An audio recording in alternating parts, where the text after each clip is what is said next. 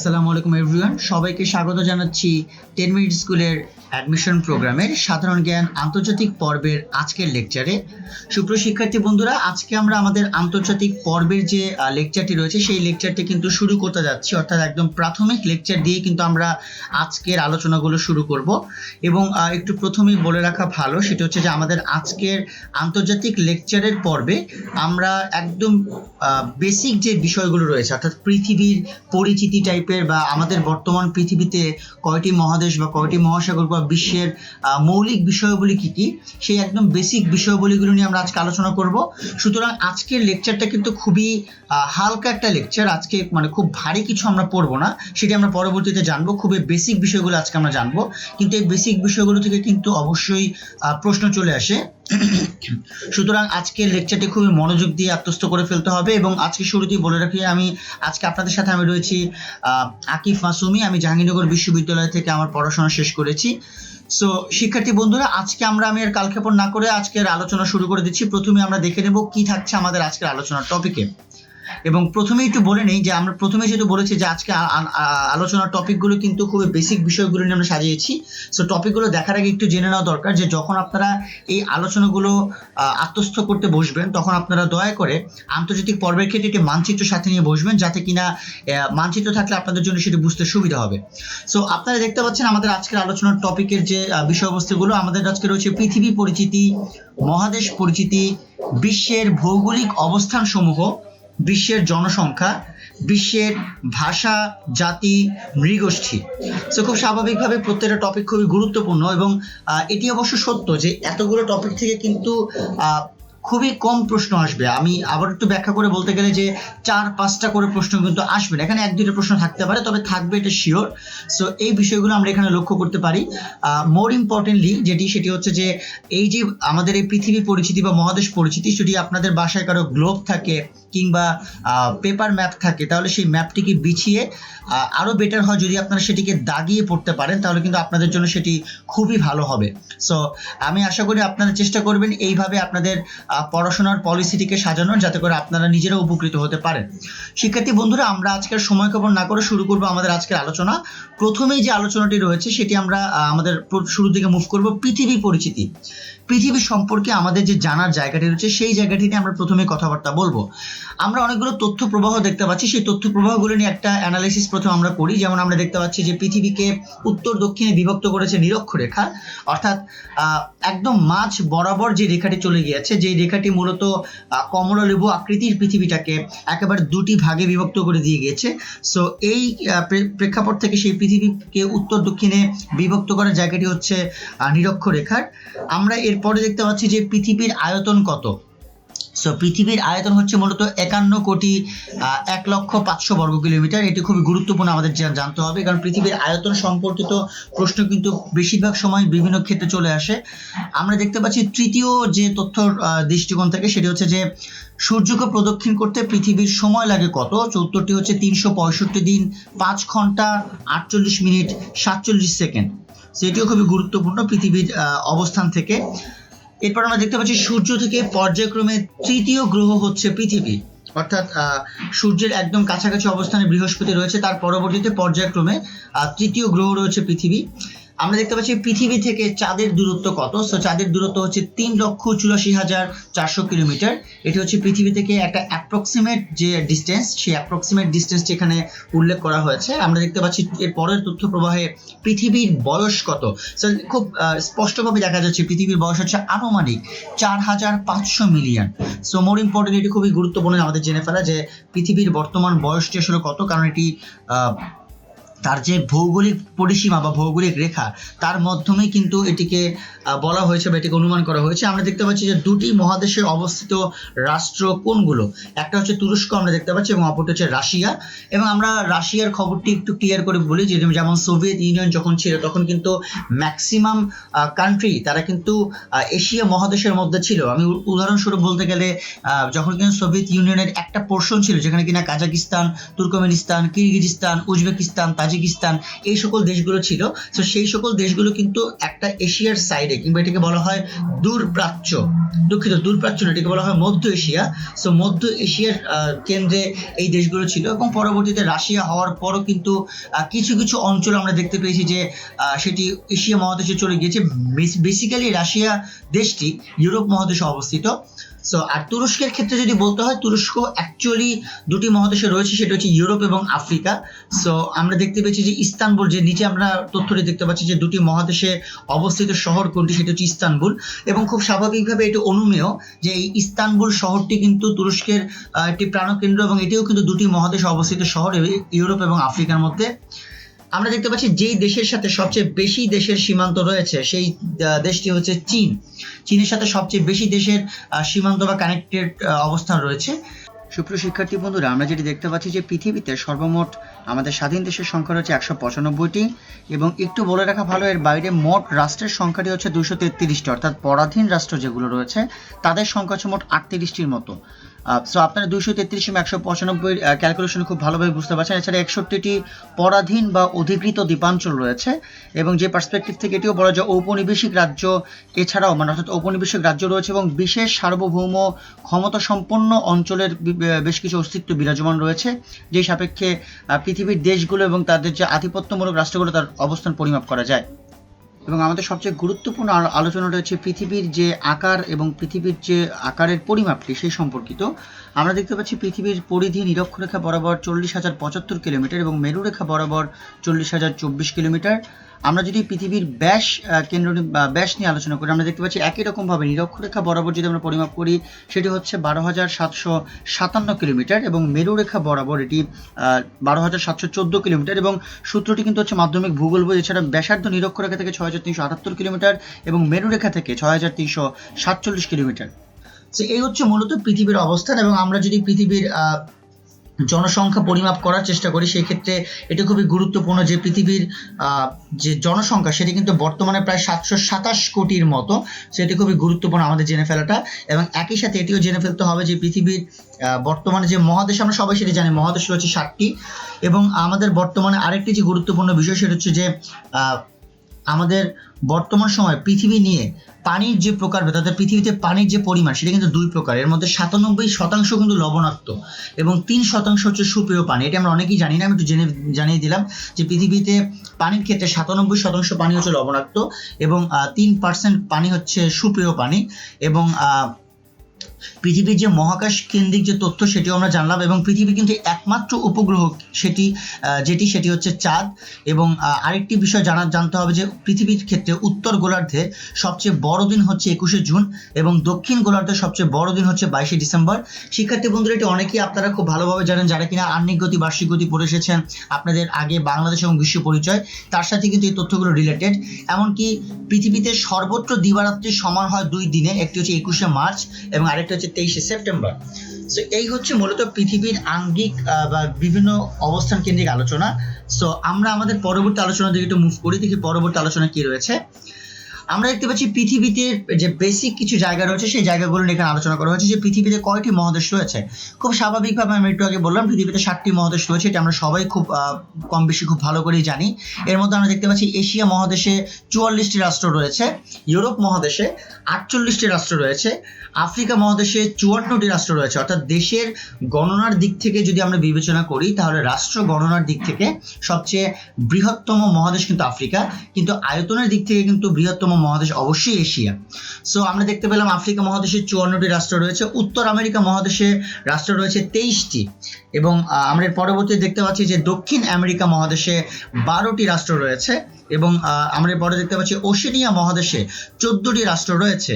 এবং একই সাথে পরবর্তী দেখা যাচ্ছে যে অ্যান্টার্কটিকা মহাদেশের কথা, যেখানে কিনা আসলে রাষ্ট্র নেই বা সেখানে রাষ্ট্রে থাকার মতো কোনো অবস্থা আসলে নেই। দ্যাটস ওয়াই অ্যান্টার্কটিকা মহাদেশে কোনো রাষ্ট্র নেই, বসবাস উপযোগী যেহেতু নয় সেহেতু। সো এই হচ্ছে মূলত পৃথিবীর যে মহাদেশ কেন্দ্রিক আদ্যপান্ত, সেই মহাদেশ কেন্দ্রিক আলোচনা যেটি আমরা জেনে নেওয়ার বা বুঝে নেওয়ার চেষ্টা করলাম। আমরা এর পরবর্তী দেখতে পাচ্ছি আমাদের পাশেই আরেকটি টেবিল রয়েছে, যে টেবিল উল্লেখ করা রয়েছে পৃথিবীতে মহাসাগরের সংখ্যা কতটি। সো বেসিক্যালি পৃথিবীতে মহাসাগর রয়েছে 5টি, আমরা এখানে দেখতে পাচ্ছি। সো সেই মহাসাগরগুলো আমরা একটু দেখি। প্রথমটি যে আলোচনাগুলো, প্রশান্ত মহাসাগর, আটলান্টিক মহাসাগর, ভারত মহাসাগর, উত্তর কিংবা আর্কটিক মহাসাগর, অর্থাৎ আর্কটিক মহাসাগর আছে মূলত উত্তর মহাসাগর আরেক নাম, এবং লাস্টলি দক্ষিণ বা অ্যান্টার্কটিকা মহাসাগর। সো এই 5টি হচ্ছে মূলত পৃথিবীতে বর্তমানে মহাসাগরের সংখ্যা বা অবস্থান। আমরা একটু আলোচনা করব এর পরবর্তীতে আমাদের যে সংখ্যা তথ্যে পৃথিবীর জায়গা, অর্থাৎ সংখ্যার মাধ্যমে আমরা কিভাবে পৃথিবীকে বুঝে নিতে সক্ষম হই। আপনারা দেখতে পাচ্ছেন যে পৃথিবীর স্বাধীন রাষ্ট্রের সংখ্যা কিন্তু 195টি, একটু ভুল দেওয়া আছে, এটি আসলে হবে 196টি। আমি আবারও বলছি, পৃথিবীর স্বাধীন রাষ্ট্রের সংখ্যা হচ্ছে 196টি। এর মধ্যে জাতিসংঘভুক্ত স্বাধীন রাষ্ট্র কিন্তু 193টি, অর্থাৎ সবগুলো স্বাধীন রাষ্ট্রই কিন্তু জাতিসংঘভুক্ত স্বাধীন রাষ্ট্র বা জাতিসংঘ স্বীকৃত স্বাধীন রাষ্ট্র নয়। এর মধ্যে 3টি রাষ্ট্র আলাদা অবস্থায় রয়েছে। আমরা দেখতে পাচ্ছি জাতিসংঘের ভেটো ক্ষমতা প্রাপ্ত দেশ তারা হচ্ছে 5টি। এটি জানা খুবই গুরুত্বপূর্ণ। ভেটো ক্ষমতা আসলে মানে কি? ভেটো ক্ষমতা মানে হচ্ছে জাতিসংঘের অনেকগুলো পরিষদ রয়েছে, তার মধ্যে গুরুত্বপূর্ণ একটি পরিষদ হচ্ছে নিরাপত্তা পরিষদ, যেটিকে বলা হয় ইউএনএসসি বা ইউনাইটেড নেশন সেক্রেটারিয়েট কাউন্সিল। এবং এই সেক্রেটারিয়েট কাউন্সিলে 15 জন সদস্য থাকে, 15টি দেশ, যার মধ্যে 10টি দেশ থাকে অস্থায়ী সদস্য এবং 5টি দেশ থাকে স্থায়ী সদস্য।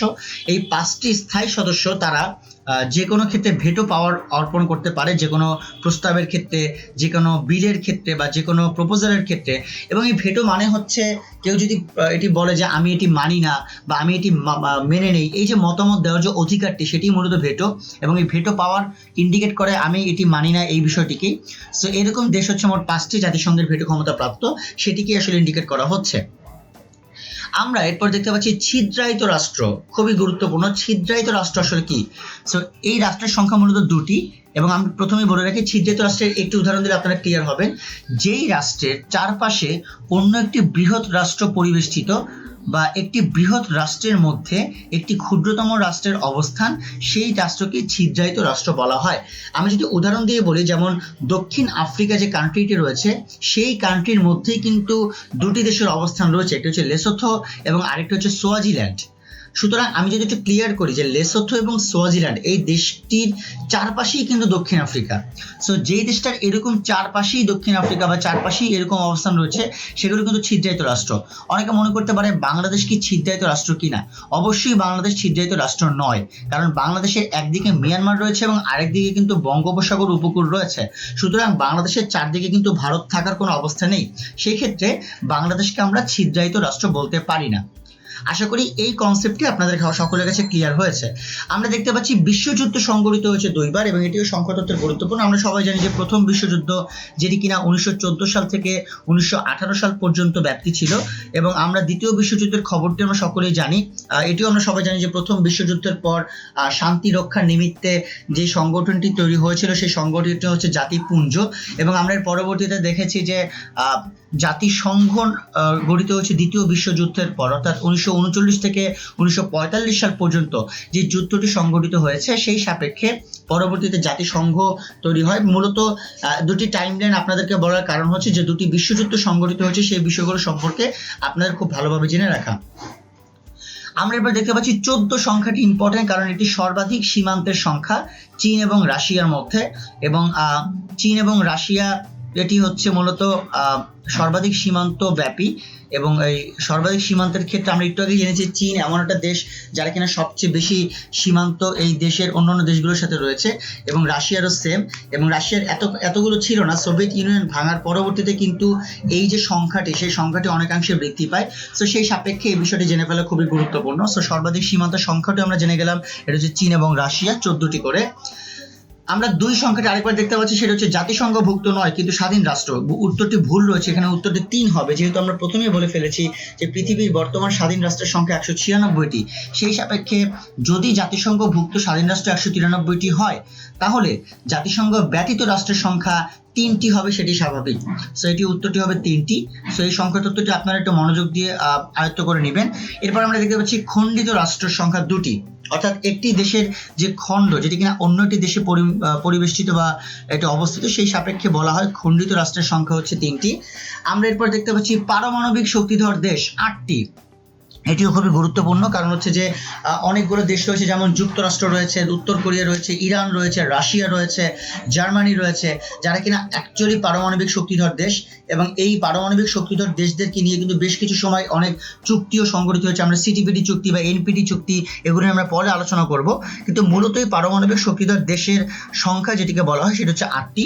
আমরা দেখতে পাচ্ছি ইসলামিক প্রজাতন্ত্র দেশের সংখ্যা 5টি। এর মানে হচ্ছে যেই দেশটি মূলত ধর্মীয় নীতিমালা অনুসরণ করে তারা তাদের রাষ্ট্র পরিচালনা করে, এবং সেই সাপেক্ষে এদেরকে বলা হয় ইসলামিক প্রজাতান্ত্রিক দেশ। এর মধ্যে ইরানের 1979 সালের ইসলামিক বিপ্লবটি খুবই গুরুত্বপূর্ণ একটি আলোচনার মধ্যে রয়েছে, যেটি আমরা পরবর্তীতে আলোকপাত করব। আপাতত আমরা এটি জেনে রাখলাম যে ইসলামিক প্রজাতন্ত্র দেশের সংখ্যাটি হচ্ছে মূলত 5টি। সুপ্রিয় শিক্ষার্থী বন্ধুরা, আমরা আমাদের পরবর্তী আলোচনার দিকে মুভ করব।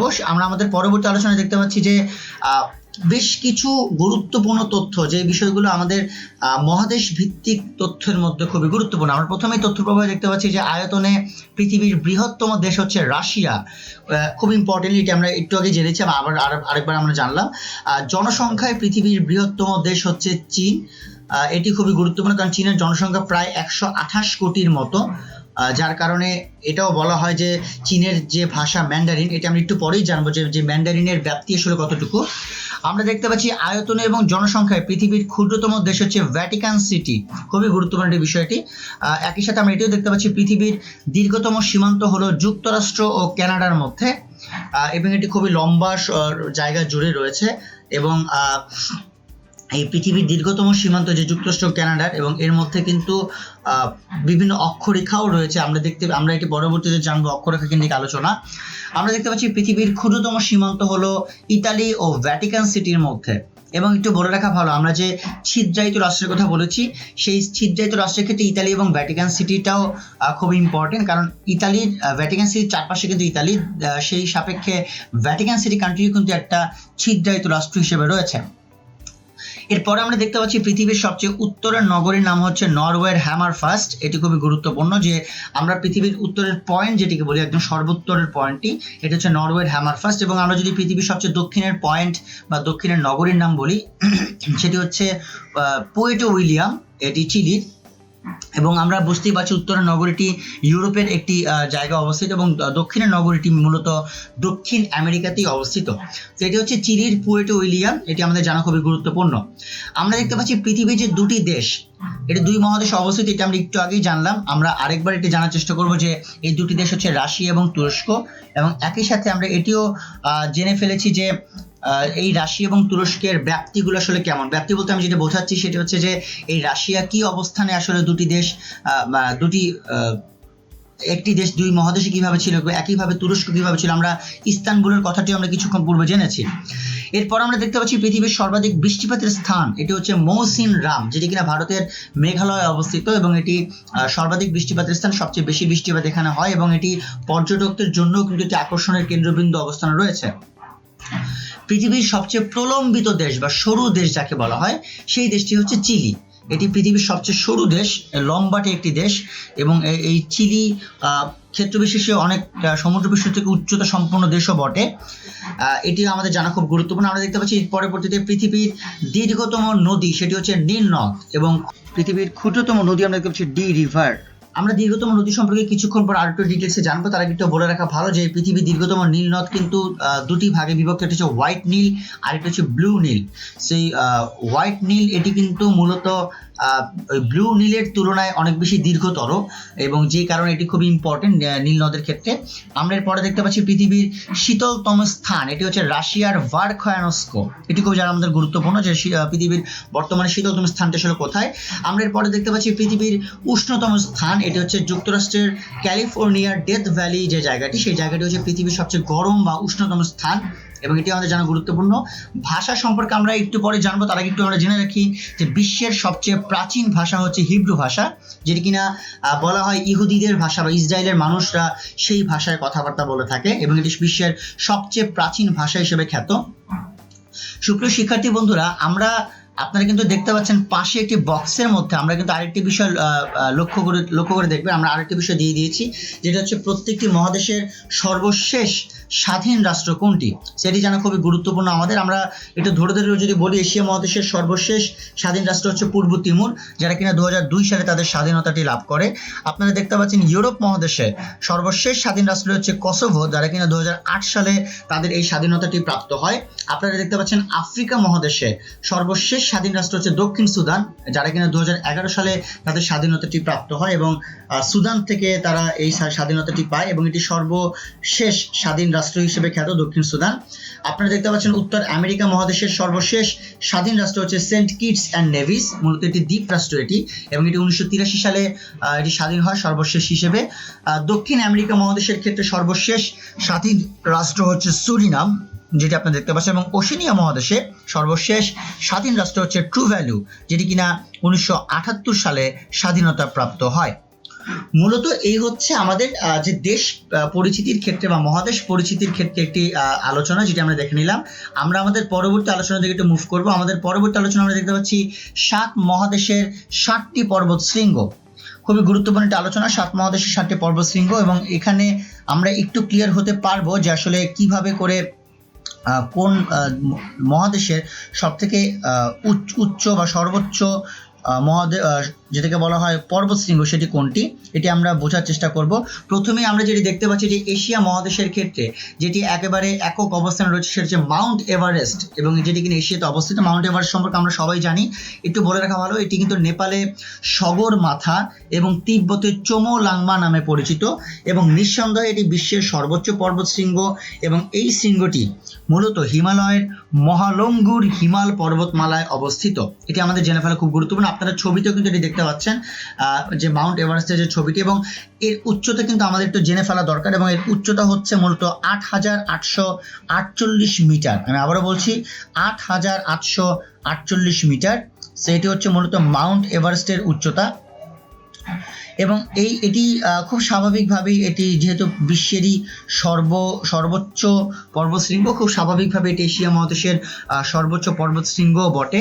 আমরা দেখতে পাচ্ছি ইউরোপ মহাদেশের সর্বোচ্চ পর্বতশৃঙ্গ হচ্ছে মাউন্ট ব্ল্যাঙ্ক, এবং মাউন্ট ব্ল্যাঙ্ক মূলত ফ্রান্স ও ইতালির মধ্যে অবস্থিত, এবং ইউরোপের এটি সর্বোচ্চ পর্বত বলা হয়। এবং মাউন্ট ব্ল্যাঙ্ক নিয়ে একটি বিতর্ক অবশ্য রয়েছে, কারণ মাউন্ট এলব্রাস নামে একটি পর্বত রয়েছে যেটা আসলে রাশিয়াতে অবস্থিত, কিন্তু এটি আসলে এশিয়াতে পড়েছে নাকি ইউরোপে পড়েছে এটি নিয়ে নানা তর্ক বিতর্ক রয়েছে, এবং কিছু সূত্র ওই মাউন্ট এলব্রাসকে ইউরোপের অংশ মনে করে, এবং যদি সেটি কোনো কারণে ইউরোপের অংশ হয় সেই সাপেক্ষে তার উচ্চতা হচ্ছে 5642 মিটার, এবং যেটি কিনা আবার সর্বোচ্চ পর্বত হয়ে যায়। তবে সমর্থিত সূত্র অনুসারে মাউন্ট ব্ল্যাঙ্ক হচ্ছে ইউরোপের সর্বোচ্চ পর্বতশৃঙ্গ। আপনারা এরপর দেখতে পাচ্ছেন আফ্রিকা মহাদেশের সর্বোচ্চ পর্বতশৃঙ্গ কিলিমানজারো, এবং এই কিলিমানজারো কিন্তু খুবই আলোচিত একটি পর্বতশৃঙ্গ, এবং কিলিমানজারো হচ্ছে আফ্রিকা মহাদেশের সর্বোচ্চ পর্বত, এটি তো আপনারা বুঝতেই পারছেন, এবং এটি উত্তর পূর্ব তানজানিয়াতে, এবং যে কেনিয়ার সাথে সীমান্ত তানজানিয়া এবং কেনিয়া, সেই তানজানিয়া কেনিয়া সীমান্ত অবস্থিত। এবং কিলিমানজারোকে বলা হয় একটি মৃত আগ্নেয়গিরি, অর্থাৎ এখানকার যে আগ্নেয়গিরি রয়েছে, আগ্নেয়গিরি আপনারা জানেন অনেকগুলো প্রকার রয়েছে, সুপ্ত আগ্নেয়গিরি রয়েছে, নিষ্ক্রিয় আগ্নেয়গিরি রয়েছে। সো বেসিক্যালি কিলিমানজারোকে হচ্ছে একটি নিষ্ক্রিয় আগ্নেয়গিরি বা মৃত আগ্নেয়গিরি, এবং এর যে দুটি শৃঙ্গ রয়েছে এটি 11 কিলোমিটার দূরত্ব অবস্থিত, এবং এটি খাড়া ঢালের মাধ্যমে এই দুটি আগ্নেয়গিরি যুক্ত।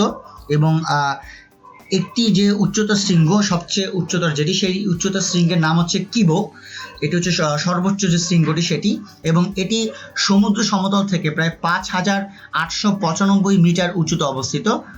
বুঝতেই পারছেন এটিও কিন্তু অনেক উঁচু একটি অবস্থানে রয়েছে। আমরা এরপরে যেটি দেখতে পাবো সেটি হচ্ছে যে উত্তর আমেরিকার সর্বোচ্চ যে পর্বতটি সেটা হচ্ছে ম্যাককিনলি। আপনারা চিত্রে দেখতে পাচ্ছেন এটি একেবারে রাস্তার পাশে অবস্থিত, এবং এটি কিন্তু আসলে অবস্থিত হচ্ছে মধ্য আলাস্কায়, এবং ম্যাককিনলিকে স্থানীয় আদিবাসী আমেরিকান যারা রয়েছে তারা একে দেনালি পর্বত হিসেবে আখ্যা দিয়ে থাকে, অনেকে দেনালিও বলে এটিকে। সো বেসিক্যালি এটি আসলে ম্যাককিনলি দেনালি পর্বত নামে তো পরিচিত, একই সাথে এটি দক্ষিণ মধ্য আলাস্কার যে আলাস্কা পর্বতমালাটি রয়েছে এবং দেনালি জাতীয় পার্ক রয়েছে তার সংরক্ষণ স্থলে একটি পর্বত, এবং এটি সমুদ্রপৃষ্ঠ থেকে এর উচ্চতা প্রায় 6194 মিটার। আমি আবারও বলছি, আপনারা কিন্তু আমি যে মাপ বা পরিমাপগুলো বলছি এগুলো কিন্তু সংখ্যাগুলো মনে রাখবেন, এগুলো খুবই গুরুত্বপূর্ণ। আমি এটি আবারও বলছি 6154 6154 মিটার সমুদ্রপৃষ্ঠ থেকে, এবং এটি জানা আমাদের জন্য খুবই গুরুত্বপূর্ণ। এটি হচ্ছে মূলত ম্যাককিনলির যে উচ্চতা সেটি। এর পরবর্তীতে আমরা যেটি জানবো সেটা হচ্ছে যে মাউন্ট অ্যাকাঙ্কাগুয়া, এবং যেটি কিনা দক্ষিণ আমেরিকাতে অবস্থিত, এবং মাউন্ট অ্যাকাঙ্কাগুয়া হচ্ছে মূলত আন্দিস পর্বতমালার মধ্যে অবস্থিত, এবং এটি পৃথিবীর দীর্ঘতম আন্দিস পর্বতমালার মধ্যে রয়েছে।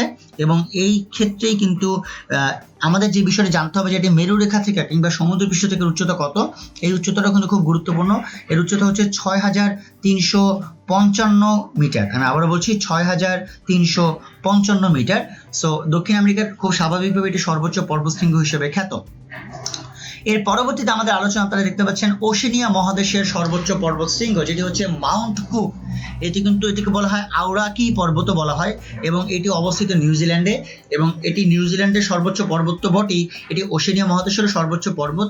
এবং খুব রিসেন্ট যে পরিমাপ অনুযায়ী এর উচ্চতা হচ্ছে 3724 মিটার। আমি আবারও বলছি 3724 মিটার, এবং এটি আসলে অতীতে 3764 মিটার ছিল, এবং এর উচ্চতা কমার যে কারণ সেটি হচ্ছে ভূমিধস।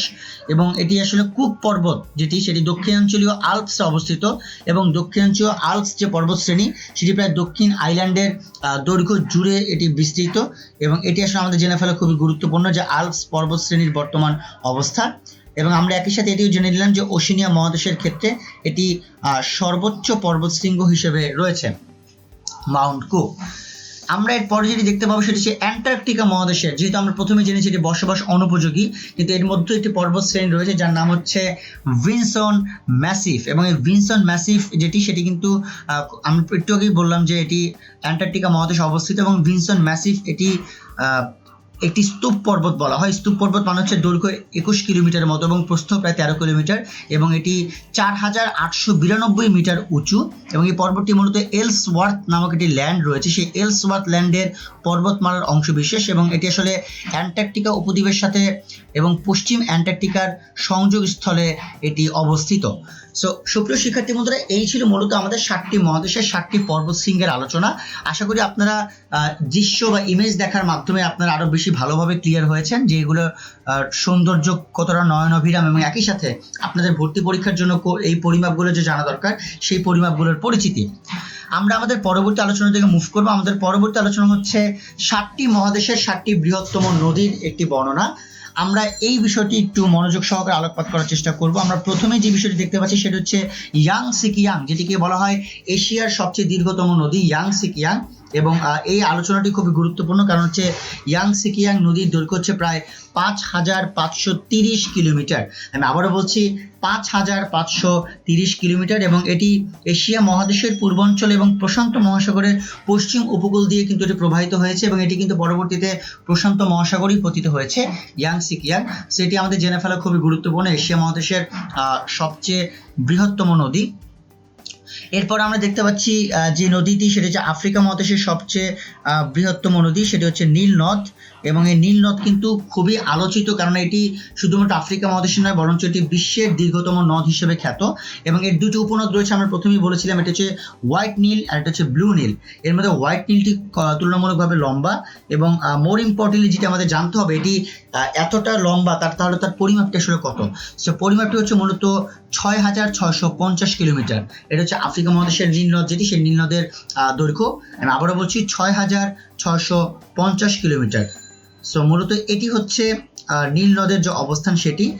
আমরা এর পরবর্তী আলোচনা দেখতে পাচ্ছি ভলগা, যেটি কিনা ইউরোপের দীর্ঘতম নদী এবং রাশিয়ার খুবই গুরুত্বপূর্ণ একটি নদী, এবং এটি দৈর্ঘ্য প্রবাহ এবং অববাহিকার দিক থেকে ইউরোপের বৃহত্তম নদী, এবং নদীটি মধ্য রাশিয়ার মধ্য দিয়ে প্রবাহিত হয়েছে, এবং অনেক ক্ষেত্রে একে রাশিয়ার জাতীয় নদী হিসেবে গ্রহণ করা হয়, এবং বলা হয় যে মস্কো সহ প্রায় রাশিয়ার বৃহত্তম 11টি শহর এই ভলগার অববাহিকা অবস্থিত, এবং বিশ্বের যে বৃহত্তম জলাধারগুলোর অধিকাংশই এই অঞ্চলে পাওয়া যায়। সো আমরা যখন এত কিছু জেনে নিলাম, আমাদের এটিও জেনে নেওয়া দরকার দৈর্ঘ্যটি আসলে কত। সো দৈর্ঘ্য হচ্ছে মূলত 3530 কিলোমিটার। আমি আবারও বলছি 3530 কিলোমিটার। এটি হচ্ছে মূলত এই ভলগার দৈর্ঘ্য। এর পরবর্তীতে আমাদের জানতে হবে মিসিসিপি নদী, এবং মিসিসিপি নদী কিন্তু উত্তর আমেরিকার দীর্ঘতম নদী আমরা এখানে দেখতে পাচ্ছি, এবং এই নদীটি কিন্তু যুক্তরাষ্ট্রের যে দীর্ঘতম নদী মিজুরি সেখানে পতিত হয়েছে, এবং দুটি নদীর মোহনার মাধ্যমে এটি কিন্তু মেক্সিকো উপসাগরের মোহনাকেও এটি স্পর্শ করেছে। সো এর বাইরে আমাদের যেটি জানতে হবে সেটা হচ্ছে যে এর দৈর্ঘ্যটি কত, এবং এর দৈর্ঘ্য হচ্ছে ৬,২৭০ কিলোমিটার। আমি আবারও বলছি ৬,২৭০ কিলোমিটার। সেটি হচ্ছে মূলত উত্তর আমেরিকার যে বৃহত্তম বা দীর্ঘতম নদীর যে অবস্থান সেটি। আমরা এরপরে দেখতে পাচ্ছি দক্ষিণ আমেরিকার দীর্ঘতম নদী হচ্ছে অ্যামাজন। সো অ্যামাজন পোর্শনটিও খুবই গুরুত্বপূর্ণ। এটি আমরা জেনে ফেলতে হবে আমাদেরকে যে আমরা খুব স্বাভাবিকভাবেই দক্ষিণ আমেরিকার অ্যামাজন নদীকে আরেকটু বলে নেওয়া ভালো। নীল নদের পর কিন্তু দ্বিতীয় বৃহত্তম নদী অ্যামাজন কি বলা হয়। সো এটি কেন বলা হয়, কিভাবে বলা হয়, সেই পার্সপেক্টিভ থেকে বোঝার জন্য আপনাদেরকে প্রথমেই যেটি জানতে হবে সেটি হচ্ছে যে এর দৈর্ঘ্য বা অবস্থানটা আসলে কেমন। একটু জেনে ফেলা ভালো যে এটি মূলত দক্ষিণ আমেরিকা অবস্থিত, এবং এটি পৃথিবীর দ্বিতীয় দীর্ঘতম নদীটি আমি বললামই। এছাড়াও এর উৎসস্থল হচ্ছে পেরুর আন্দিস পর্বতের নেভাদো মিসমি নামক একটি চূড়া থেকে, এবং এটি প্রায় দক্ষিণ আমেরিকার ৩,০০০ মাইল পাড়ি দিয়ে প্রায় ৩টি দেশ বিধৌত হয়ে আটলান্টিক মহাসাগরে গিয়ে এটি পড়েছে, এবং এই নদী যেই পরিমাণ জল ধারণ করতে পারে তা বিশ্বের যে কোনো নদীর তুলনায় বেশি। সো এতখানি যখন আমরা জেনেছি, আমরা দৈর্ঘ্যটিও জেনে ফেলি। সেটা হচ্ছে দৈর্ঘ্যটি হচ্ছে ৬,৫৭৫ কিলোমিটার। আপনাদের যদি সুপ্রিয় শিক্ষার্থী বন্ধুরা আপনাদের যদি মনে থাকে, আমরা কিন্তু নীল নদের দৈর্ঘ্য বলেছিলাম ৬,৬৫০, এবং আমরা দক্ষিণ আমেরিকার অ্যামাজনের কথা বললাম ৬,৫৭৫। অ্যান্ড লাস্টলি আমরা যেটি জানবো সেটা হচ্ছে মারে ডার্লিং বা ডার্লিং নদী। এটি হচ্ছে ওশেনিয়ার সবচেয়ে দীর্ঘতম নদী, এবং এটি দক্ষিণ পূর্ব অস্ট্রেলিয়ার একটি নদী হিসেবে খ্যাত, এবং এটি কিন্তু দক্ষিণ পূর্ব অস্ট্রেলিয়ার যে উপকূল ভিত্তিক এলাকাটি রয়েছে সেই উপকূল ভিত্তিক এলাকার ক্ষেত্রে এটি খুবই গুরুত্বপূর্ণ। সো এই কারণে এই মারে ডার্লিং নদীটি এটি আসলে ওশেনিয়া মহাদেশের খুবই গুরুত্বপূর্ণ নদী হিসেবে খ্যাত। সুপ্রিয় শিক্ষার্থী বন্ধুরা, এই যে নদীগুলোর কথা আমি বললাম সেই নদীগুলো কিন্তু আমাদের বেশ কয়েকটি ক্ষেত্রে আলোচনার মধ্যে চলে আসবে। অর্থাৎ আপনারা যখন কিনা ভর্তি পরীক্ষায় আপনারা জাহাঙ্গীরনগর বিশ্ববিদ্যালয়ে যদি প্রশ্ন আপনারা অবলোকন করে থাকেন, তাহলে আপনারা দেখতে পাবেন যে বেশ কয়েকবার কিন্তু এই প্রশ্নগুলো চলে আসছে জাহাঙ্গীরনগর ভর্তি পরীক্ষায়। এছাড়াও আমাদের আরো অনেকগুলো ভর্তি পরীক্ষা, যেমন জগন্নাথ বিশ্ববিদ্যালয় কিংবা অন্যান্য যে ভর্তি পরীক্ষাগুলো রয়েছে সেই ভর্তি পরীক্ষাতেও কিন্তু এটি খুবই গুরুত্বপূর্ণ। সুতরাং যেহেতু আজকের লেকচারটি খুবই বেসিক, তারপরেও কিন্তু এই তথ্যগুলো খুবই ভালো করে আমাদের জেনে ফেলতে হবে, কারণ এই তথ্যগুলো বেসিক হলেও কিন্তু এগুলো ভর্তি পরীক্ষা আসার সম্ভাবনা অনেক বেশি বর্তমান থেকে। তো আমরা আমাদের পরবর্তী আলোচনার দিকে মুভ করব। আমাদের পরবর্তী আলোচনা হচ্ছে বিশ্বের জনসংখ্যা। খুবই গুরুত্বপূর্ণ একটি আলোচনা, বর্তমান বিশ্বের জনসংখ্যা নিয়ে আলোচনা। আমরা এখানে অনেকগুলো তথ্য প্রবাহ দেখতে পাচ্ছি, সেই তথ্য প্রবাহ নিয়ে আমরা প্রাথমিক আলোচনাটি করে ফেলবো। তারপরে আমরা বিশ্বের জনসংখ্যার কেন্দ্রিক যে বেসিক আলোচনা সেটি আমরা করব। আমরা দেখতে পাচ্ছি যে প্রতি বছর 11ই জুলাই বিশ্ব জনসংখ্যা দিবস পালিত হয়। এটি খুবই গুরুত্বপূর্ণ একটি বিষয়, কারণ একদম শুরুতে যখন কিনা প্রাচীন সময় আদমশুমারি প্রবর্তনের সময় থেকে এই তারিখেই কিন্তু মূলত বিশ্ব জনসংখ্যা দিবসের একটি যে সচেতনতা বা প্রয়োজনীয়তা সেটি উপলব্ধি করা হয়। আমরা দেখতে পাচ্ছি বিশ্ব জনসংখ্যা রিপোর্ট প্রকাশ করে UNFPA, তারা হচ্ছে জাতিসংঘের জনসংখ্যা বিষয়ক সংগঠন। এখন অনেকে প্রশ্ন করতে পারেন যে ইউনাইটেড নেশনস পপুলেশন ফান্ড সেটি মূলত আসলে UNFPA এর অ্যাব্রিভিয়েশন। অনেকে প্রশ্ন করতে পারেন যে ইউনাইটেড নেশনস পপুলেশন ফান্ড এটি কিভাবে আসলে UNFPA হয়, এটি তো আসলে UNPF হওয়ার কথা। সো এই প্রশ্নের উত্তরটি আমি একটু বলে দিই। একদম প্রাথমিকভাবে সংগঠনটির নাম ছিল United Nations fund for population activities, এবং ক্রমান্বয়ে এই পরবর্তীতে যখন কিনা ডিটেইলিংটি পরিবর্তিত হয়েছে, কিন্তু এর অ্যাব্রিভিয়েশন যেটি সেটি আসলে পরিবর্তিত হয়নি। জাতিসংঘ ওই UNFPA নামেই তাদের কার্যক্রম সম্পন্ন করে থাকে। সো মূলত এটি হচ্ছে বিশ্ব জনসংখ্যা রিপোর্ট প্রকাশ করে UNFPA, যেটা আমরা দেখলাম। এর পরবর্তীতে আমরা দেখতে পাচ্ছি প্রথম ব্রিটিশ আদমশুমারি হয় কবে, সেটি হয় 1801 সালে। এটি খুবই গুরুত্বপূর্ণ একটি বিষয় যে ব্রিটিশ আদমশুমারি হওয়ার যে জায়গাটি, এবং ওই সময় কিন্তু 11 জুলাই তারিখটিকে সেট করে দেওয়া হয়। এবং আমরা যতগুলো তথ্য এখানে আমরা বলছি সবগুলি কিন্তু বিশ্ব জনসংখ্যা রিপোর্ট 2019 আপনারা নিচে দেখতে পাচ্ছেন। সো আমরা এরপরে বলতে পারি যে বিশ্ব জনসংখ্যা রিপোর্ট 2019 অনুযায়ী বিশ্বের মোট জনসংখ্যার পরিমাণ কিন্তু 771.50 বা 771.50 কোটি। এটি খুবই গুরুত্বপূর্ণ। আমরা কিন্তু কিছুক্ষণ আগে পৃথিবীর আনুমানিক জনসংখ্যা মনে করেছিলাম 727 কোটির মতো, কিন্তু আমরা 2019-এর অ্যাকচুয়াল রিপোর্ট অনুযায়ী যেটি আমরা দেখতে পাচ্ছি সেটি হচ্ছে যে বিশ্ব জনসংখ্যা রিপোর্ট 2019 অনুযায়ী বিশ্বের মোট জনসংখ্যা আসলে 771.50 কোটি। এবং এই যে জনসংখ্যা বৃদ্ধির হারটি বার্ষিক রেটে এটি কিন্তু 1.1% হিসেবে চলছে। সেটি খুবই গুরুত্বপূর্ণ একটি বিষয়। আমরা যদি বিশ্বে জনসংখ্যা বৃদ্ধির হার নিয়ে আলোচনা করি তার আগে একটু বলে নিই, সার্কভুক্ত যে দেশ 8টি দেশ রয়েছে, বাংলাদেশ, ভারত, মালদ্বীপ, ভুটান, শ্রীলঙ্কা, নেপাল, আফগানিস্তান, এবং এই যে দেশগুলো রয়েছে এই দেশগুলোর মধ্যে মূলত সার্কভুক্ত দেশে আফগানিস্তানের বৃদ্ধির হার সবচেয়ে বেশি, যেটি কিনা 2.8%, এবং সার্কভুক্ত দেশগুলোর মধ্যে কম বৃদ্ধির হার হচ্ছে শ্রীলঙ্কায়, যেটি কিনা আমরা দেখতে পাচ্ছি 0.4%, খুবই কম নিঃসন্দেহে। সো এটি হচ্ছিল মূলত সার্কভুক্ত দেশগুলোর একটি পরিমাপ। কিন্তু আমরা যদি বৈশ্বিক পরিমাপটা নিয়ে কিছুটা আলোচনা করি আমরা দেখতে পাবো যে বিশ্বে জনসংখ্যা বৃদ্ধির হার সবচেয়ে বেশি হচ্ছে ওমানে, যেটি হচ্ছে 5.5%। এটি খুবই গুরুত্বপূর্ণ একটি বিষয়। এবং একই সাথে আমরা যদি জনসংখ্যা বৃদ্ধির হারকে নির্ণয় করি সবচেয়ে কম হচ্ছে সিরিয়াতে, যেটি হচ্ছে -1.4%। এটি হচ্ছে অর্থাৎ সেখানে 1.4% করে কমে যাচ্ছে সবসময়, সেখানে বৃদ্ধি হচ্ছেই না, বরঞ্চ এই বিষয়টিকে ইন্ডিকেট করে টি বলা হয়েছে। সেটি হচ্ছে বিশ্বে জনসংখ্যা বৃদ্ধির যে বর্তমান অবস্থান সেটি। আপনারা দেখতে পাচ্ছেন সর্বোচ্চ গড় আয়ুর দেশ হচ্ছে জাপান, অর্থাৎ জাপানের যে গড় আয়ু সেটি সবচেয়ে বেশি। এবং আমরা যে পরবর্তী দেখছি শূন্য জনসংখ্যার দেশ হচ্ছে দুটি, একটা হচ্ছে আলবেনিয়া এবং আরেকটা হচ্ছে বেলারুশ। এবং যে লাস্ট তথ্যটা আমরা একটু আগে জেনেছি, আবারও জানলাম যে বর্তমান বিশ্বে জনসংখ্যা বৃদ্ধির হার হচ্ছে 1.1%। অর্থাৎ সামগ্রিকভাবে বোঝা যাচ্ছে যে বিশ্ব জনসংখ্যা রিপোর্ট 2019 অনুযায়ী আমরা আমাদের যে তালিকাভুক্ত অবস্থানগুলো দেখতে পেলাম, এই তালিকাভুক্ত অবস্থানের সাথে বেশ অনেকগুলো কানেকশন খুব ভালোভাবেই রয়েছে। অর্থাৎ যে তথ্যগুলো রয়েছে আপনারা সেই তথ্যগুলো একটু ভালোভাবে একটু কেনার চেষ্টা করবেন, যেহেতু 2020 সালের জনসংখ্যা রিপোর্ট এখন আমাদের সামনে আসেনি, তো সেই সাপেক্ষে এটি জানা খুবই গুরুত্বপূর্ণ। আমরা এর পরবর্তী আলোচনার দিকে মুভ করবো। আমাদের এর পরবর্তী আলোচনা হচ্ছে ভেরি ইম্পর্টেন্টলি বিশ্বের ভাষা, এবং বিশ্বের ভাষা কোন কোন জায়গা থেকে এটি আসলে পরিব্যাপ্ত বা ব্যাপ্তিমূলক অবস্থানে রয়েছে সেই বিষয়গুলো নিয়ে মূলত এখন আমাদের আলোচনা।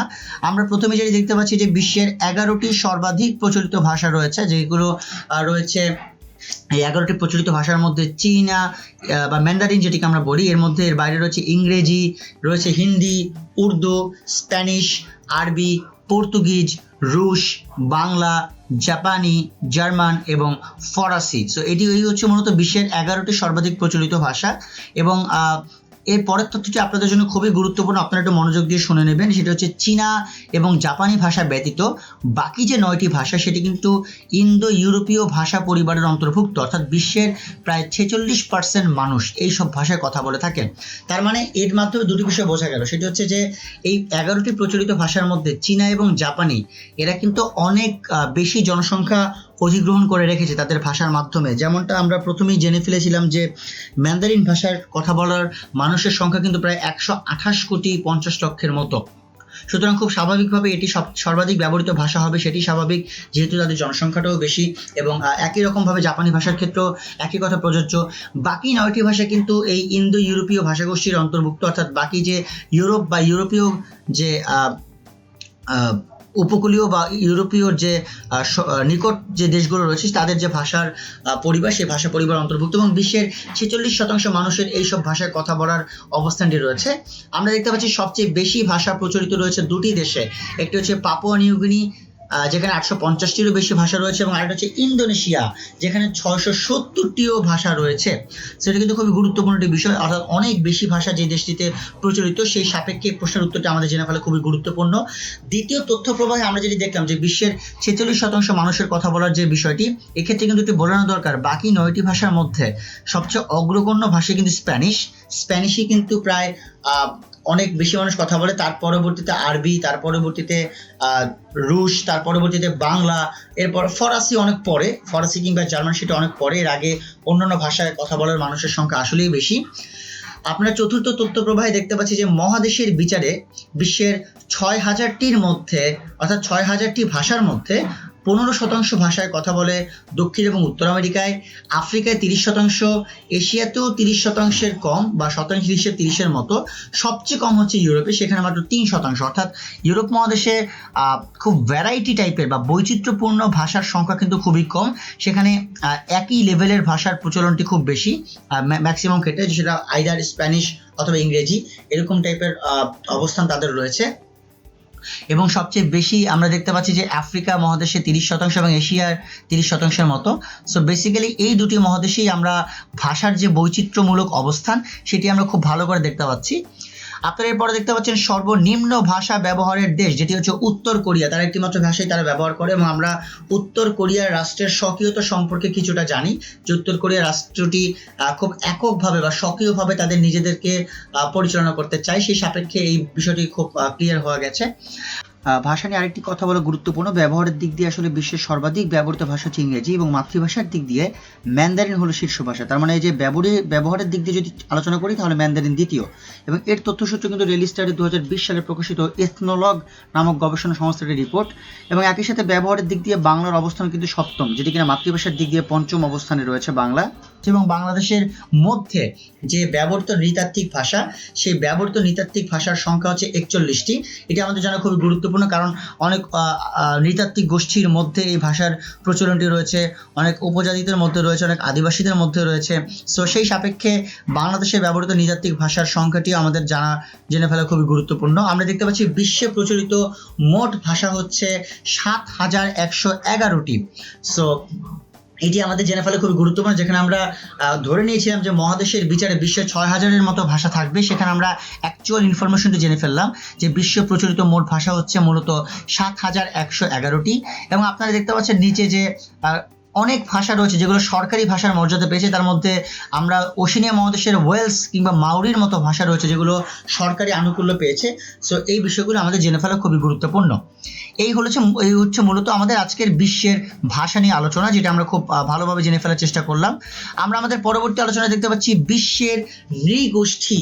এই নৃগোষ্ঠী নিয়ে আলোচনাটা খুবই গুরুত্বপূর্ণ, কারণ আমাদের বর্তমান বিশ্বে অনেক উপজাতি, অনেক আদিবাসী কিংবা অনেক ক্ষুদ্র নৃতাত্ত্বিক গোষ্ঠীরা রয়েছে, যাদেরকে নিয়ে আমরা বিভিন্ন সময় আমরা আমাদের আলোচনার কেন্দ্রবিন্দু হিসেবে থাকে। আমরা তাদের নিয়ে একটু আমরা আলোচনা করার চেষ্টা করব। প্রথমেই যেটি আমরা দেখতে পাচ্ছি যে ককেশীয়, এই ককেশীয় নৃগোষ্ঠীদের অবস্থান আসলে কোথায়? সো বেসিক্যালি ককেশীয় নৃগোষ্ঠীদের অবস্থান হচ্ছে আরব, পার্সি, ইহুদি ও ইউরোপের অধিবাসী বৃন্দদেরকে বলা হয় ককেশীয়। এবং এটি ধারণা করা হয় তাদের ম্যাক্সিমাম যে অবস্থানটি সেটি কিন্তু মধ্যপ্রাচ্য কেন্দ্রিক, বা মধ্যপ্রাচ্যের যে অবস্থান রয়েছে সেটি তাদের অবস্থানের সাথে সামঞ্জস্যপূর্ণ। এবং এটি হচ্ছে মূলত একটি খুবই গুরুত্বপূর্ণ বিষয়। আমরা এরপরে যদি দেখতে পাচ্ছি সেটি হচ্ছে যে আফ্রিদি নামটা অনেকের কাছে খুব পরিচিত হতে পারে, কারণ আমাদের একজন বিখ্যাত ক্রিকেট খেলোয়াড় রয়েছেন আফ্রিদি। সেই ক্ষেত্রে অনেকের কাছে এটি পরিচিত হতে পারে যে শহীদ আফ্রিদির নাম আপনারা হয়তো অনেকে মনে করতে পারেন, এবং সত্যিকার অর্থে এটি একটি জাতির নাম। এবং এই আফ্রিদি জাতিটি পাকিস্তানের উত্তর পশ্চিম সীমান্ত প্রদেশের ওয়াজিরিস্তান, এটি ওয়াজিরিস্তান বলা আছে, এটা আসলে ভুল, ওয়াজিরিস্তান হবে। সো ওয়াজিরিস্তানের একটি উপজাতি, এবং আমি আবারও বলছি পাকিস্তানের উত্তর পশ্চিম সীমান্ত প্রদেশের ওয়াজিরিস্তানের একটি উপজাতি আফ্রিদি। এরপর আমরা দেখতে পাচ্ছি কুর্দি কেন খুব বেশি গুরুত্বপূর্ণ? কারণ কুর্দি হচ্ছে ইরাক, ইরান এবং তুরস্কের অন্তর্ভুক্ত কুর্দিস্তানের একটি জাতি। এবং এটি দয়া করে শিক্ষার্থী বন্ধুরা একটু ভালোভাবে পড়ে নেবেন, কারণ যেই জাতি বা যেই নৃগোষ্ঠীগুলো সাধারণত সাম্প্রতিক আলোচনার কেন্দ্রবিন্দুতে অবস্থান করে, সেই জাতিগুলো সম্পর্কে কিন্তু অনেক বেশি প্রশ্ন আসার সম্ভাবনা থেকে থাকে। যেমনটা হচ্ছে কুর্দিকে নিয়ে যেহেতু আমরা আলোচনা করলাম, কুর্দিরা কিন্তু অনেক বেশি স্বাধীনতার জন্য আন্দোলন করছে। যেমন ইরান এবং তুরস্কের মতো কান্ট্রিগুলো কুর্দিস্তানের বা কুর্দিদেরকে তারা অলরেডি একটি বিচ্ছিন্ন জাতিগোষ্ঠী হিসেবে তারা চিহ্নিত করার চেষ্টা করছে, এবং কুর্দিরাও কিন্তু তাদের অবস্থান থেকে স্বাধীন হওয়ার একটি চেষ্টা করছে। এবং সেই সাপেক্ষে কিন্তু এটি একটি চলমান সংঘাত বলা চলে। এবং এই চলমান সংঘাত হওয়ার কারণে আপনাদের আসলে এই বিষয়টি খুবই মনোযোগ সহকারে পড়ে ফেলতে হবে। আমরা এরপর দেখতে পাচ্ছি গুর্খা হচ্ছে ভারত থেকে বিতাড়িত হয়ে 16 শতকে তারা নেপালের গুর্খা রাজ্যটি জয় করে, এবং এই গুর্খা রাজ্য জয় করার মাধ্যমে তারা তাদের নিজেদেরকে একটি স্বাধীন অধিবাসী হিসেবে প্রমাণ করার চেষ্টাটি করে। সেই সাপেক্ষে এই নেপালের যে অধিবাসী গুর্খা, তাদের এই নৃগোষ্ঠী সম্পর্কে আমাদের জেনে ফেলাটা দরকার। খুবই পরিচিত একটি জাতি হচ্ছে নিগ্রো, এবং নিগ্রো বলতেই আমরা বুঝে ফেলি যে কৃষ্ণাঙ্গদের কথা বলা হচ্ছে, এবং আসলেই তাই। এরা মধ্য ও দক্ষিণ পশ্চিম আফ্রিকার কালো মানুষ, এবং যুক্তরাষ্ট্রেও নিগ্রো বসবাস করে। আমি আপনাদেরকে একটু আগে বললাম যে নিগ্রো বা যে কোনো নৃগোষ্ঠী যদি কোনো সাম্প্রতিককালে আলোচিত হয়, আপনারা অবশ্যই সেই নৃগোষ্ঠীর অবস্থান এবং পরিচয় সম্পর্কে জেনে ফেলবেন। এবং নিগ্রোরাও কিন্তু খুব সাম্প্রতিককালে আলোচিত হয়েছে, কারণ যুক্তরাষ্ট্রের জর্জ অরওয়েল নামক একজনকে হত্যা করার পর, যেটি কিনা কৃষ্ণাঙ্গ ছিল, এবং শ্বেতাঙ্গ দ্বারা কৃষ্ণাঙ্গদের উপর যে নিপীড়ন বা অপারেশন চালানো, এই কনসেপ্টে কিন্তু অনেক আন্দোলন আমরা দেখতে পেয়েছি। আমরা একটা স্লোগানে দেখতে পেয়েছি যে ব্ল্যাক লিভস ম্যাটার। সো এবং অনেকগুলো জায়গায় এই আন্দোলনটি ছড়িয়ে যাওয়ার একটি চেষ্টা আমরা দেখতে পেয়েছি। তো সেই সাপেক্ষে এই নিগ্রোদেরকে নিয়ে আমরা এই কনসেপ্টটিকে আমাদের জেনে ফেলতে হবে, যেহেতু আমরা এটি সাম্প্রতিককালে আলোচিত একটি বিষয়। আমরা দেখতে পাচ্ছি দ্রাবিড় আরো গুরুত্বপূর্ণ। দ্রাবিড় নাম শুনে অনেকে আবার রাহুল দ্রাবিড়ের কথা মাথায় আসতে পারে, সেটি আসাটাই স্বাভাবিক। এবং আমরা অবস্থান এবং পরিচয় দৃষ্টিকোণ থেকে যদি আমরা আলোচনা করি, দ্রাবিড় মূলত দক্ষিণ ভারত, বাংলাদেশ ও শ্রীলঙ্কায় বসবাসকারী অনার্য জাতি। এক্ষেত্রে একটু বলে নেওয়া ভালো যে দক্ষিণ ভারতেই এদের ম্যাক্সিমাম অবস্থান, বাংলাদেশে খুব কম অবস্থান রয়েছে বর্তমানে, এবং শ্রীলঙ্কায়ও খুবই কম। দক্ষিণ ভারতেই মূলত দ্রাবিড়দের যে অবস্থান সেটি সবচেয়ে বেশি। তো সেই সাপেক্ষে এটি হচ্ছে দ্রাবিড়দের অবস্থান এবং পরিচয়। বুশম্যান হচ্ছে আফ্রিকা মহাদেশের সবচেয়ে প্রাচীন জাতি, এবং বুশম্যানরা এক অংশে বা এক অর্থে তাদেরকে নৃশংস বলা চলে, কারণ তাদের বসবাস হচ্ছে সাধারণত মরুভূমি এলাকায়। আপনারা দেখতে পাচ্ছেন বতসোয়ানা ও নামিবিয়ার কালাহারি এলাকায় এরা বসবাস করে। অর্থাৎ এই ক্ষেত্রে যেটি বলা চলে সেটি হচ্ছে যে বুশম্যানরা তারা সাধারণত অনেক বেশি যোদ্ধা টাইপের এবং অনেক বেশি নিপীড়িত তারা ছিল, এই কারণে তারা একটা সময় খুবই ভয়ঙ্কর হয়ে ওঠে, এবং সেই সাপেক্ষে বুশম্যানদের নিয়ে আলোচনাগুলো আমাদের করতে হচ্ছে করা হলো। এরপর আপনারা সর্বশেষ দেখতে পাচ্ছেন ভাইকিং হচ্ছে নরওয়ের প্রাচীন কঠোর পরিশ্রমী জাতি, এবং তারা ছিল সুদক্ষ নাবিক এবং নর্ডিক জাতির লোক। এটি খুবই গুরুত্বপূর্ণ, কারণ ভাইকিংরা কিন্তু একই সাথে যেমন তারা সুদক্ষ নাবিক ছিল এবং নর্ডিক উপসাগরের পাশাপাশি যেহেতু তারা বসবাস করেছিল বা বসবাস করতো, সেহেতু তাদেরকে নর্ডিক জাতির লোক হিসেবে তাদেরকে আখ্যা দেওয়া হয়। এবং ভাইকিংরা কিন্তু তারাও তাদের একটি ভয়ঙ্করতা ছিল, তারা কিন্তু জলদস্যু হিসেবে অনেক বেশি নেগেটিভলি বিখ্যাত ছিল। সো এটি খুব ইম্পর্টেন্ট। আপনারা কিন্তু বুশম্যানের কথাটিও খেয়াল রাখবেন, কারণ মরুভূমি এলাকায় এরা বসবাস যেহেতু করতো, এবং এই সম্পর্কে নৃগোষ্ঠী নিয়ে প্রশ্ন আসলেও বুশম্যান সম্পর্কে এখন পর্যন্ত প্রশ্ন আসেনি, সেটি আপনারা মনোযোগ দিয়ে বোঝার চেষ্টা করবেন। এবং সাহারা মরুভূমির এলাকা বা প্রান্ততেও কিন্তু এদের অবস্থান রয়েছে। আমরা এই আলোচনার ক্ষেত্রে আরো কিছু নৃগোষ্ঠী সম্পর্কে আমরা জানবো। আমরা আমাদের পরবর্তী আলোচনা মুভ করি। আমাদের পরবর্তী আলোচনা আপনারা আরো কিছু নৃগোষ্ঠী সম্পর্কে আলোচনাটি দেখতে পাচ্ছেন, যার মধ্যে খুবই গুরুত্বপূর্ণ এবং প্রাথমিক আলোচনা হচ্ছে বেদুইন হচ্ছে মূলত আরবের যাযাবর জাতি, এবং এই আরবের যাযাবর যে জাতিটি রয়েছে এরা মূলত উত্তর আফ্রিকা এবং পশ্চিম এশিয়ায় ছড়িয়ে পড়েছে। একটু বলা চলে সেটি হচ্ছে যে তারা কিন্তু সৌদি আরব থেকে তাদের উৎপত্তি, এবং এদেরকে বলা হয় এরা আসলে একটি জায়গায় তারা কখনো স্থির থাকতে পারে না, বা তারা স্থায়ী বসবাসের করার মতো কোনো জাতি নয়। তারা আসলে অনেক বেশি এক্সপ্লোর করে তারা, এবং তারা অনেক বেশি এক জায়গা থেকে আরেক জায়গায় স্থানান্তরিত হয়। এবং যে খবরটি বা যে অবস্থানটি বর্তমানে বা পরবর্তীতে জানা গিয়েছে সেটা হচ্ছে তারা উত্তর আফ্রিকা এবং পশ্চিম এশিয়ার মতো জায়গাগুলোতে তারা ছড়িয়ে পড়েছে। আপনারা পরে দেখতে পাচ্ছেন মাউরি সম্পর্কে আমরা একটু আগেই জানলাম। আমরা একটু আগে জেনেছি মাউরি একটি ভাষার নাম, যে ভাষাটি সরকার আনুকূল্য পেয়েছে, এবং এই মাউরি জাতিটি কিন্তু নিউজিল্যান্ডে অবস্থিত। এরা নিউজিল্যান্ডের একেবারে আদি জাতি, এবং এরা খুবই কর্মঠ এবং বুদ্ধিমান জাতি। এটা খুবই সত্য যে নিউজিল্যান্ডের এরা খুবই পরিশ্রমী জাতি, এবং এরা কিন্তু আল্পস পর্বতমালার যে আনুষঙ্গিক অবস্থান সেখানে তারা অবস্থিত, বা তারা সেখানে বসবাস করে, এবং খুব স্বাভাবিকভাবে তারা তাদের মতো করে সেই পরিশ্রম তাদের দেশের উৎপাদন খাতের জন্য তারা সেটিকে বিনিয়োগ করতে যাচ্ছে। সেটি খুবই গুরুত্বপূর্ণ এই মাওরি নৃগোষ্ঠীর অবস্থান এবং পরিচয় জানাটা। আমরা এরপর দেখতে পাচ্ছি জুলু নামক নৃগোষ্ঠীটিও খুবই গুরুত্বপূর্ণ, এবং এই জুলু নামক নৃগোষ্ঠী সেটি কিন্তু দক্ষিণ আফ্রিকার নাটাল প্রদেশের একটি নিগ্রো জাতি। আমরা সবাই জানি যে নিগ্রোরা মূলত দক্ষিণ আফ্রিকাতেই নিগ্রো, বা আফ্রিকা মহাদেশে নিগ্রো সবচেয়ে বেশি। সো সাউথ আফ্রিকাতে আসলে শ্বেতাঙ্গ এবং কৃষ্ণাঙ্গ এই দুই জাতির একটি সহাবস্থান বলবো না, বলবো যে একটি সমন্বয় রয়েছে। সো সেই সাপেক্ষে আরেকটি গুরুত্বপূর্ণ জাতি বা নৃগোষ্ঠী হচ্ছে জুলু, যারা কিনা নাটাল প্রদেশ নামক অবস্থানে নিগ্রো জাতি, এবং এরা কিন্তু অনেক ব্যক্তিমূলক অবস্থানে ছিল। পরবর্তীতে তারা আসলে একটি নির্দিষ্ট প্রদেশের মতো তারা সীমাবদ্ধ হয়ে যায়, এবং তারা এখনো পর্যন্ত সেই আফ্রিকা বা মহাদেশে বা দক্ষিণ আফ্রিকার সেই প্রদেশে এখন পর্যন্ত তারা অবস্থান করছে। আমরা এবার দেখতে পাচ্ছি শেরপা নামটা অনেকের কাছে পরিচিত হতে পারে, এবং পরিচিত হওয়ার কারণ হচ্ছে যে শেরপা এমন একটা অধিবাসী যারা নেপাল এবং তিব্বত সীমান্তে বসবাসকারী মঙ্গোলীয় বংশোদ্ভূত অধিবাসী, এবং এরা পর্বতারোহণে পটু। যেহেতু এই নেপাল এবং তিব্বত সীমান্তটি অনেকগুলো হিমালয় বা পর্বত কেন্দ্রিক, এবং খুব স্বাভাবিকভাবেই তাদের যে অবস্থানটি সেটি কিন্তু সেই হিমালয় পর্বত কেন্দ্রিক অবস্থানে অবস্থিত, এবং তারা সেই হিমালয় পর্বত কেন্দ্রিক অবস্থানেই তারা অনেক বেশি পর্বতারোহণ করতে আগ্রহী, এবং পর্বতারোহণে তারা পটুও বটে। তো সেই সাপেক্ষে শেরপাদেরকে বলা হয় যে তারা খুবই পরিশ্রমী জাতি, এবং তারা আসলে মঙ্গোলিয়া থেকে চলে এসেছে এবং মঙ্গোলীয় বংশোদ্ভূত বটে তারা। এটি হচ্ছে মূলত শেরপাদের বর্ণনা। আমরা দেখতে পাচ্ছি পিগমি হচ্ছে বিশ্বের ক্ষুদ্রতম খর্বকায় নৃগোষ্ঠী, যাদের গড় উচ্চতা হচ্ছে 4.11 ফুট, অর্থাৎ বোঝাই যাচ্ছে তারা বিশ্বের ক্ষুদ্রতম খর্বকায় নৃগোষ্ঠী হিসেবে খ্যাত। সো এই পিগমি মূলত তাদের অবস্থান আফ্রিকাতে, এবং আফ্রিকার যে ম্যাক্সিমাম সাউথ আফ্রিকান যে অঞ্চলগুলো রয়েছে বা সাহারা অঞ্চলগুলো রয়েছে বা জিম্বাবুয়ের অঞ্চলগুলো রয়েছে, সেই জিম্বাবুয়ের অঞ্চলগুলোতেই পিগমি জাতির বা পিগমি নৃগোষ্ঠীর অবস্থান এবং রয়েছে। আমরা এরপর দেখতে পাচ্ছি হুতু এবং টুটসি, খুবই আলোচিত এবং ঐতিহাসিক দুটি নৃগোষ্ঠী, কেননা এরা রুয়ান্ডার বিদ্রোহরত অধিবাসীর মধ্যে ছিল, এবং রুয়ান্ডার যে গণহত্যা সংঘটিত হয় এই দুটি নৃগোষ্ঠী বা দুটি জাতির উপরে কিন্তু নৃশংসভাবে সেই গণহত্যাগুলো চালানো হয়, যে কারণে এটি খুবই জানা আমাদের জন্য গুরুত্বপূর্ণ যে রুয়ান্ডার বিদ্রোহরত অধিবাসীদের অবস্থানটা আসলে কেমন ছিল। এছাড়া আপনারা দেখতে পাচ্ছেন এস্কিমো। এস্কিমো হচ্ছে মূলত স্ক্যান্ডিনেভিয়ান অঞ্চলের অধিবাসী, এবং স্ক্যান্ডিনেভিয়ান অঞ্চল আসলে কারা? সো স্ক্যান্ডিনেভিয়ান অঞ্চলে যে 5টি দেশ রয়েছে তারা হচ্ছে আইসল্যান্ড, সুইডেন, ডেনমার্ক, ফিনল্যান্ড এবং নরওয়ে।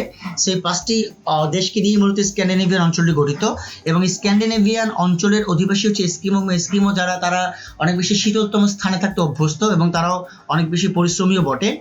এবং মোর ইম্পর্টেন্টলি যেই নৃগোষ্ঠী নিয়ে আমরা আলোচনা করবো সেটা হচ্ছে রোহিঙ্গা। এটি আপনারা খুব ভালোভাবে জেনে ফেলবেন, এটি কিন্তু চলে আসার সম্ভাবনা অনেক বেশি, কারণ আমি প্রথমেই বললাম যেই ইস্যুগুলো সাম্প্রতিককালে অনেক বেশি আলোচিত, সেই ইস্যুগুলোই কিন্তু আমাদের এই ভর্তি পরীক্ষার প্রশ্নের জন্য খুবই গুরুত্বপূর্ণ।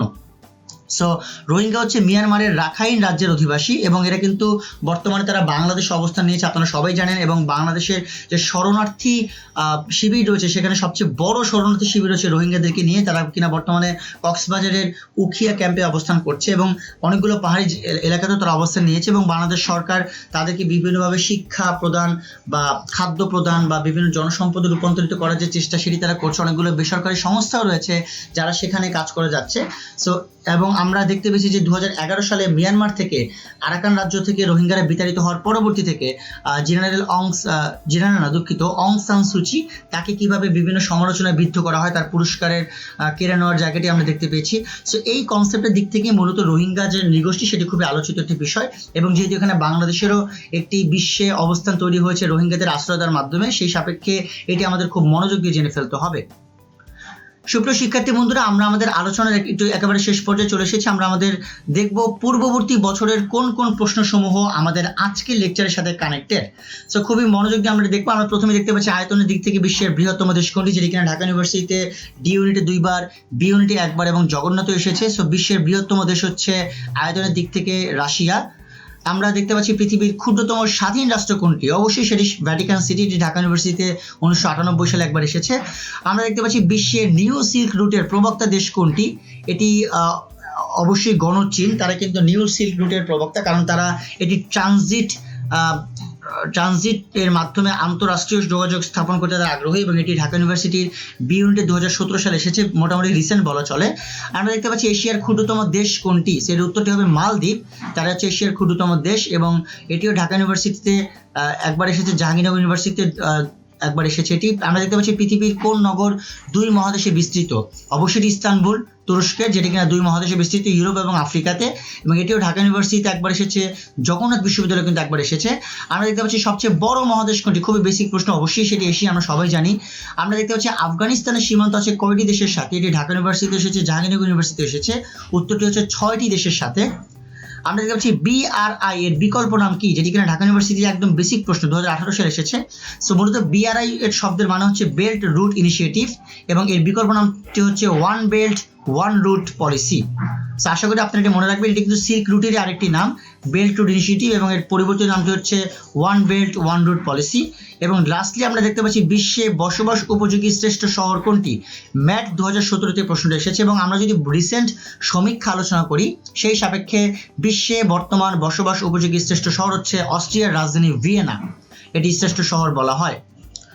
সুপ্রিয় শিক্ষার্থী বন্ধুরা, এই ছিল মূলত আমাদের আজকের লেকচার। সবাইকে আন্তরিক ধন্যবাদ জানাচ্ছি এতক্ষণ ধরে আমাদের সাথে থাকার জন্য, আজকের লেকচারটিকে উপভোগ করার জন্য।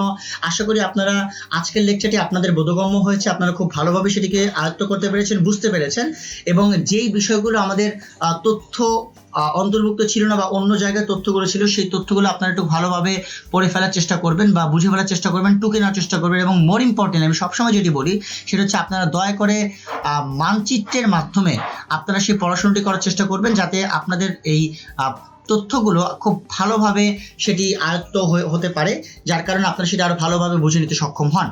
সবাইকে আবারও আন্তরিক ধন্যবাদ জানাচ্ছি এতক্ষণ ধরে আমাদের লেকচারটি উপভোগ করার জন্য। সবাই ভালো থাকবেন। আশা করি আপনাদের সাথে অন্য কোনো লেকচারে পরবর্তীতে দেখা হবে। ততদিন পর্যন্ত ভালো থাকবেন, সুস্থ থাকবেন, 10 মিনিট স্কুলের সাথেই থাকবেন। সবাইকে আন্তরিক ধন্যবাদ।